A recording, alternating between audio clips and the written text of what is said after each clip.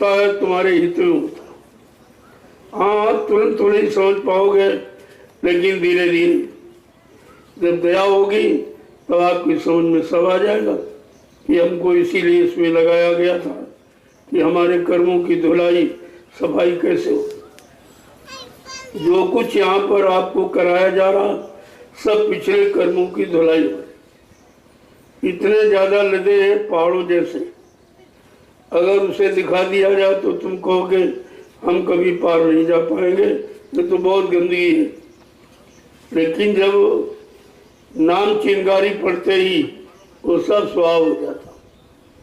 जैसे फूस का चाहे जितना बड़ा ढेर हो, एक अग्नि की चिंगारी आप डाल दो और हवा का सहयोग मिल जाए तो फट सेवा सब खत्म हो, जल के राख हो जाएगा। ऐसे संत महापुरुषों ने नाम की चिंगारी तैयार की और उसको महापुरुषों ने स्पष्टीकरण किया है।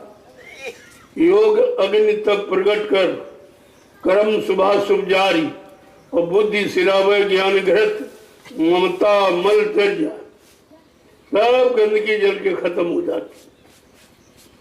जो कितने युगों की नदी है, यहाँ तो ये काम कोई कर नहीं सकता। आपको कितना बड़ा ज्ञानी ध्यानी विज्ञानी धर्मान बलवान बुद्धिमान हो, लेकिन आपको 1 करोड़ रुपए ले लो हमारा एक पाप काट दीजिए, ये काम। ये रुपए पैसे से नहीं होता, वो दया से होता। और ये दया किसी के पास है नहीं, ये दया का भंडार किसी के पास है। इसलिए आपको समय मिला है उसका लाभ उठा लो। अब ये लापरवाही छोड़ दो, बहुत आपने कर लिया है, लेकिन अब सचेत हो जाओ और खड़े हो जाओ, क्योंकि धीरे धीरे ये जीवन जा रहा। वर्षों में, महीनों में, सप्ताह में जो गिनती गणना आप करते हो, लेकिन ये धीरे धीरे जीवन ही आपका समाप्त हो रहा। और एक दिन श्वासें पूरी हो जाएंगी तब फिर कुछ नहीं, फिर ये कुछ नहीं। इस शरीर से आप कुछ कर ही नहीं सकते। ये तो श्वासों की पूंजी है। तब तक आप यानी चेतन के रूप में बैठे हो, और जिस दिन श्वासों की पूंजी समाप्त हो जाएगी और जीवात्मा निकल जाएगी इससे, तो ये वीरान हो जाएगा। ये शरीर आपका वीरान हो जाएगा, कुछ नहीं कर पाओगे। फिर शरीर तो वही रहेगा, हाथ पैर सब वही रहेंगे, सारे अंग रहेंगे शरीर के, लेकिन वो उनमें चेतनता समाप्त हो जाएगी। उन अंगों में जो चेतनता है सूरज जीवात्मा के कारण वो समाप्त, और उसके समाप्त होते ही ये विकार हो जाएगा। ये पंचभौतिक शरीर बेकार हो जाएगा। फिर आप इससे कुछ कर भी नहीं सकते हो। जो आपने इसके लिए जमा किया उसका प्रयोग भी आप नहीं करें। प्रयोग जब भी करोगे जब तक जीवात्मा नहीं, और जीवात्मा के बारे में किसी ने आपको बताया नहीं, आज तक ये रास्ता खोला ही नहीं किसी। ऐसा मालूम पड़ता है किसी को मालूम नहीं था, या उनको ये राज रहस्य खोलने का अधिकार नहीं था। कोई बात तो जरूर रही है, तभी तो ये कलयुग में संत महापुरुषों को आना पड़ा। अगर ऋषि मुनि, योगी योगेश्वर, अवतारी शक्तियां, ज्ञानी विज्ञानियों, इनसे अगर काम हो गया होता तो संत महापुरुषों को कलयुग में आने की क्या जरूरत थी। जब तुम्हारा किसी ने काम नहीं किया, तुम्हारी जीवात्माओं को किसी ने टच ही नहीं किया, तब उनको आना पड़ा कि ऐसे तो ये कभी जा ही नहीं पाएगी, क्योंकि जितने रास्ते आपको बताए गए वो सब यही रहने के, निकलने के नहीं, रहने के। अब रहते रहते रहते कितने युग बीत गया, कितना समय गुजर गया, और कुछ नहीं, कुछ भी नहीं। वही रोज का जन्म मरण जन्म मरण जन्म मरण, यानी पैदा हुए मर गए, पैदा हुए मर गए, तो ये सिलसिला कब तक चलता रहे। क्या इस जन्म मरण के चक्कर में हम हमेशा फंसे ही रहेंगे? क्या कभी निकलेंगे भी? क्या ऐसा कोई आएगा जो निकालेगा या निकालने की युक्ति आपको बताएगा? तो ये सब बिना सत्संग के आप समझ नहीं पाओ। इसलिए सत्संग की तो आपको हर वक्त आवश्यकता, हर क्षण पल घड़ी उसकी जरूरत है। जरा सा चूके तो सब कुछ नहीं मिलेगा। तो यहाँ के लेने के चक्कर में मत रहो, धीरे धीरे कर्म कर जा जमा उसको उतार नहीं सकते। स्वतः तो जीव नहीं उतार सकता। उतारने की युक्ति, उतारने का सहयोग और उतारने की कोई भूमिका व्यवस्था बनानी पड़ेगी। जैसे इस समय आपके जो जमीन की बात देख रहे, यह सब तुम्हारे कर्मों की अदायगी का तरीका है। जमीन जमीन कुछ नहीं, क्योंकि जब जमीनें होगी नहीं तब तुम रहोगे कैसे, टिकोगे कैसे, करोगे कैसे। तो आपके जीवन का आधार है भूमि। ये भूमि जीवन का आधार है। जैसे माँ ने पैदा कर दिया, लेकिन पैदा करके तुम रहोगे कहाँ। ये दूसरी माँ है जो तुम्हारा सहयोग कर रही है। ये है धरती माँ। दो माँ के पास, एक जन्म देने वाली और एक पालन करने वाली। क्यों, अगर धरती माँ नहीं होगी तो फिर तुम खड़े कहाँ होगे, रहोगे कहाँ, कैसे जियोगे।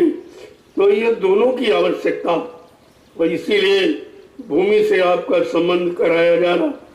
और वो ऐसी भूमि है जो 88,000 ऋषियों की तपोभूमि, ये पूरा नैमिषारण्य, ये सब तपोभूमि। 88,000 ऋषि मुनि कोई एक ही जगह थोड़ी रहे होंगे। ये इतनी बड़ी संख्या है 88,000, तो मतलब यानी ये सब पूरी नैमिष की। और ये भूमि पर उन्होंने तपस्या की।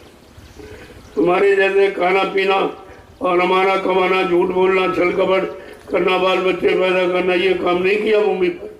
उन्होंने भूमि पर अपने आप को तपा दिया, अपने आप को बिल्कुल खत्म ही कर दिया। लेकिन जो चीज मिलनी चाहिए वो उनको नहीं, क्योंकि दिलाने वाला नहीं, मैं देने वाला नहीं, दिलाने वाला। वो तो अधिकार केवल संत महापुरुषों को है कि वो इसका फल दे सकते। तो कर्म ने, ऋषि मुनियों ने कर्म तो किया, लेकिन फल उनको रह गया। तो संतों ने कहा, भाई ये फल किसको मिलेगा। आखिरकार इस भूमि पर तपस्या किया गया, इसको शुद्ध किया गया है, तो इसका लाभ किसको मिलेगा। तब उन्होंने रामचरितमानस में लिख के बताया कि तीर्थवर नैमिष विख्याता अति पुनीत साधक सुखदाता।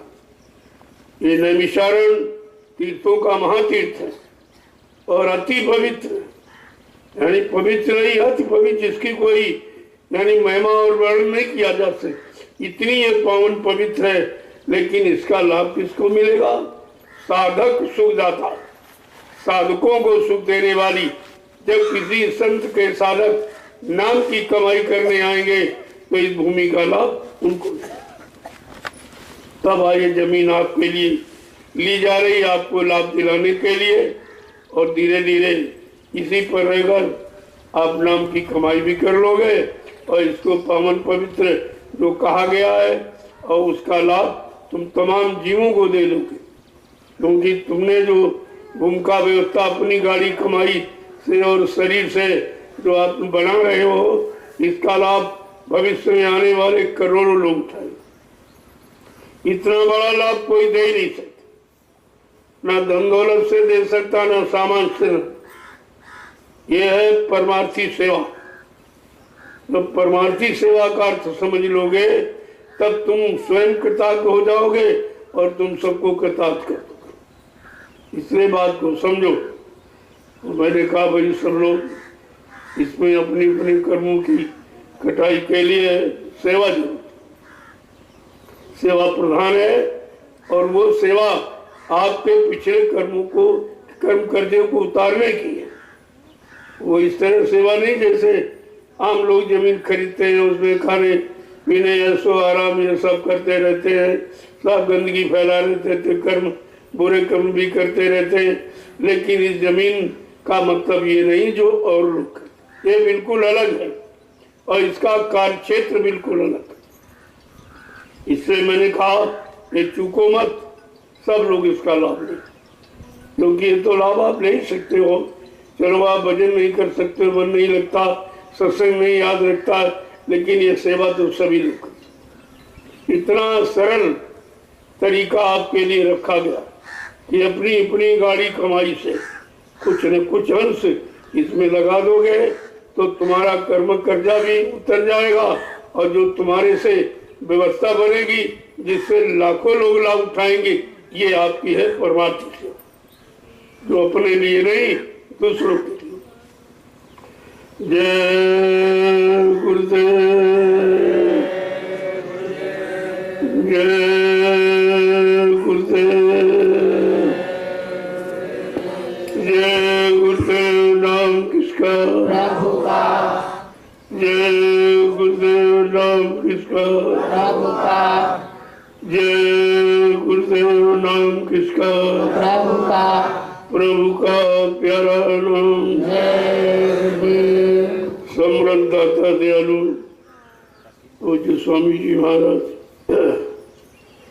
आज इस दयाल बाग में प्रातःकालीन लघु सत्संग में सम्मिलित होने वाले समस्त सत्संगी प्रेमी जनों, जीव का बड़ा सौभाग्य होता है। पुण्य अच्छे कर्मों का जब कोष इकट्ठा हो जाता, उसका उदय होने का वक्त आता, तब ये घड़ी मिलती जिसमें आप बैठे। ये सबको नहीं नसीब होगा और ना सबको आ सकता। जब जैसे कर्म आपके हैं वो ले नहीं, और जब अच्छे कर्म नहीं तो कैसे आएगा? इतना वो सुने लेकिन शामिल शरीक नहीं हो पाए। तो ये बड़े सौभाग्यशाली जीव की व्यवस्था है सबकी, और ना सब आएंगे और ना ही सब सुनेंगे और ना सुन करके टिक ही पाएंगे। वो तो आपने सामने देखा कि 45 करोड़ जीवों को मथुरा में सुनाया गया, लेकिन कोई टिका? सब भग गए, सब शरण चरण छोड़ के सब भग गए, एक भी नहीं टिका। इसका मतलब टिकने के भाव से वो गए ही नहीं थे। वो तो मथुरा में एक मेला लगा था और ये मेला में चेला बन गए, वो मेला खत्म हो गया तो चेले खत्म हो गया, कुछ नहीं बचा, कुछ भी नहीं बचा और कुछ भी हासिल नहीं कर पाए। ये कितना बेशकीमती समय व्यर्थ में चला, क्योंकि इनकी पकड़ ढीली थी। ये बच्चों की पकड़ नहीं थी, मान सम्मान की पकड़ थी। ये मिल जाए वो मिल जाए, ये पद वो पद, ये सब यहाँ कुछ नहीं। ये तो निमिष मात्र अभी ऐसी व्यवस्था है, इसलिए व्यवस्था से संबंधित आपको सेवा करने का अवसर दिया जाए, बाकी यहाँ ऐसा कुछ नहीं। धीरे धीरे दूरदर्शी व्यवस्था आने पर कोई पद नहीं, किसी तरह का कोई पद। जो सेवा करना चाहेगा वो सेवा करे और जो भजन करना चाहे भजन करे।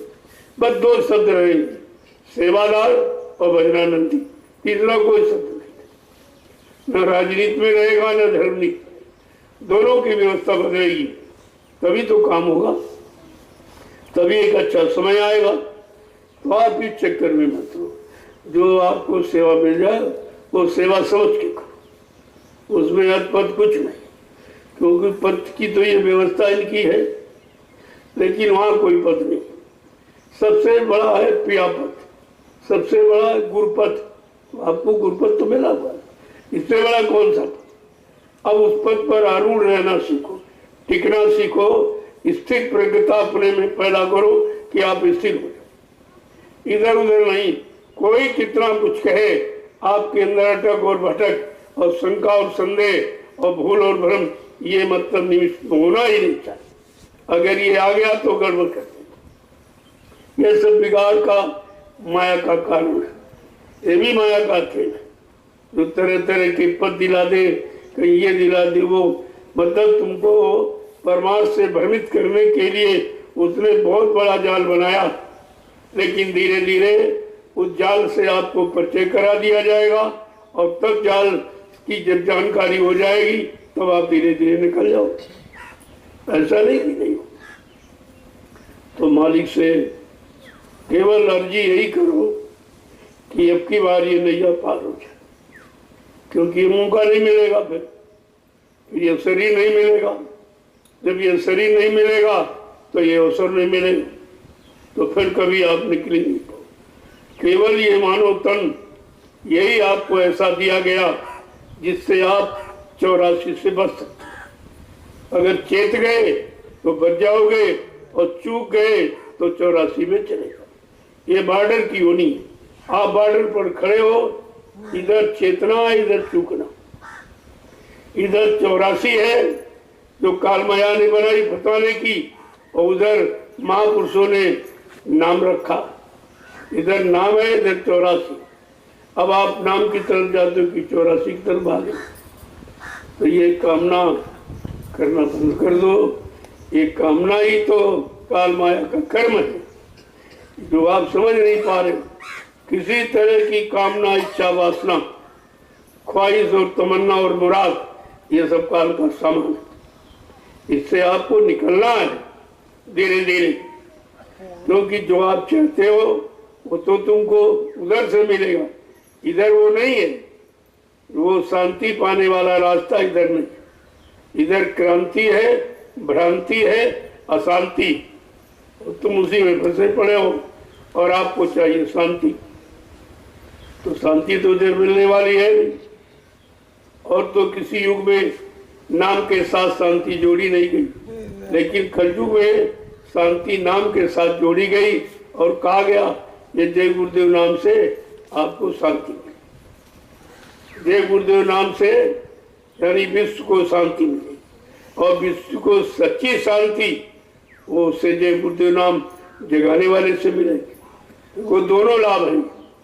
इन दोनों लाभों को अगर समझ लो तो इधर उधर अटक भटक तुम्हारी खत्म हो जाए, क्योंकि ये काम कोई कर ही नहीं सकता।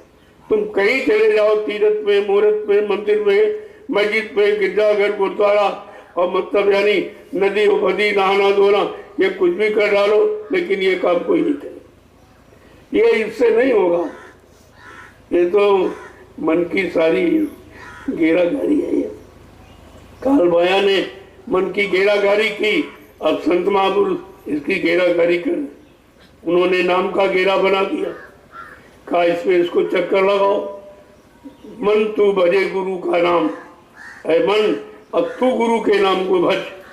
तूने दुनिया के सारे साधनों को भजा और सबको मतलब चाहत रखी और सबको प्राप्त करने के लिए निरंतर यत्न करता रहा। अरे अब जरा नाम को भज के देख ले, शायद तेरा काम हो जाए। और तो किसी के भजने माने याद, सबकी याद की, सबका ध्यान किया, लेकिन तुम्हारा काम किसी ने, न बीबी ने, बच्चों ने, पति ने, भाई ने, मतलब यानी अड़ोसी और पड़ोसी, ये आमान और सामान, ये किसी ने तुम्हारा काम नहीं किया। इन सब ने मिलकर तुम्हें फंसा दिया।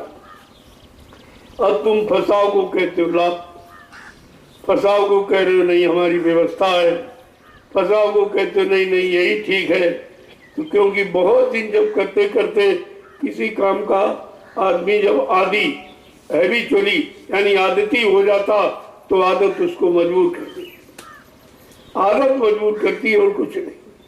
तो जैसे बुरे कर्मों की आदत ने आपको करने के लिए मजबूर किया, ऐसे अच्छे कर्म जब करने लगो तो अच्छे कर्मों की आदत आपको मजबूर करती। आपको आदत ही तो बनानी, और आदत ही इबादत, आदत ही इबादत। अब आत्म मन की आदत खराब हो गई। अब ये खराब जगह जल्दी जाता, क्योंकि बहुत दिन रहते रहते वहां हो गया। अब उसका आदि बगैर उसके रह नहीं सकता, तो बार बार उधर भग के जाता। लेकिन संत महापुरुषों ने धीरज से लगाम लगाई इसको, तो वह उधर मोड़ने के लिए ये लगाम, ये नाम की लगाम लगा दी। इसको आप मोड़ोगे कैसे? कहा समय के जगह ये नाम से मोड़िया। तो कहते मन तू भजे गुरु का नाम, तूने सारे नामों को